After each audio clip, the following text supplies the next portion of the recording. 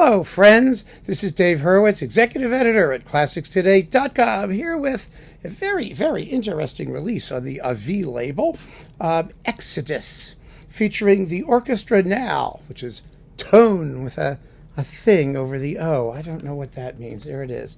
The Orchestra Now. I guess that's supposed to look, I don't know how it's supposed to look.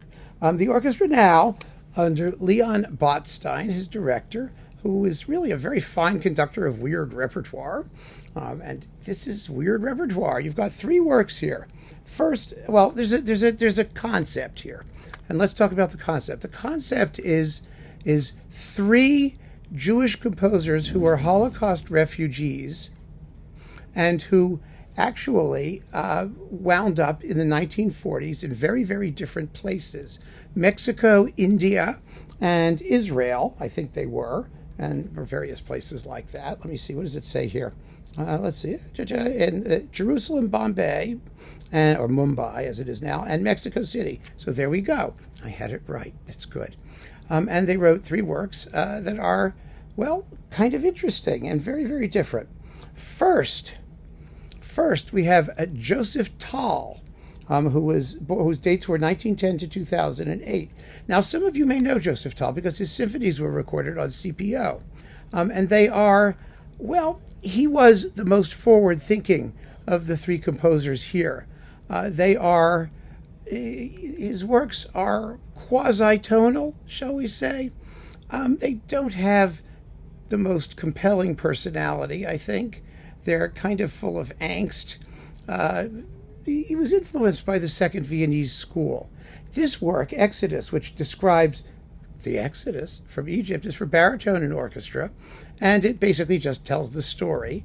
The singing is more parlando recitative type singing, or a lot of it is, and then the orchestra narrates what's going on. It is not, like I said, these are works that you listen to. I wouldn't say that they're the most compelling things that Botstein's ever dug up. They're interesting. And the concept is interesting. The concept actually kind of works because all this music was written in immediate post-war period in the late 1940s. So the work is beautifully performed as far as I can tell. There's a very good baritone soloist who's somewhere in here. Wait a minute. Let me see if I can find this. Yeah, here we go. Noam Heinz, baritone. And it's a remarkable work for a young composer feeling his oats. Would I listen to it dozens of times? Not especially. You may want to play it around Passover. That's sort of the right time. Then we have Walter Kaufmann, whose dates were 1907 to 1984. He wrote the three-movement, 17-minute long Indian Symphony, which he wrote when he was in Mumbai, in India. Rather fascinating, actually.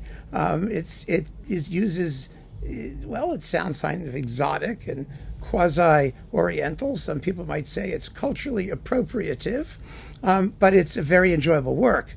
It's especially the wonderfully still slow movement. It quotes raga themes and things like that. It's rather nifty.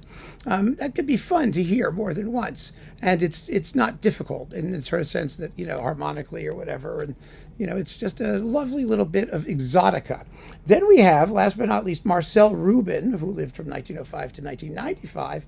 This is his Symphony Number 4, which apparently was substantially revised after its composition and whittled down from 4 movements to 3. It's called Dies Irae, and it has 3 movements, and the movements have titles, so it's programmatic.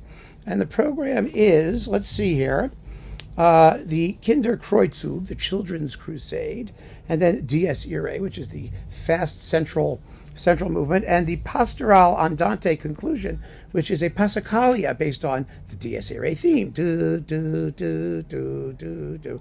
I have to say, at first when I heard this thing, I thought that the movements were mistitled, because the Children's Crusade is a big, long, 15-minute long, slowish, meditative type thing. And it seemed to me that it really should have been the Allegro deciso, and the Dies Irae movement really ought to be the last one, because although all the movements allude to the Dies Irae theme, it's absolutely, it's really the last movement that actually quotes it really in detail as a Passacaglia where you really hear Dies Irae. So I found that rather confusing and a little bit difficult to deal with. but in terms of what was happening while it was playing. But it's a powerful work, a dark work, obviously, and kind of interesting for that reason.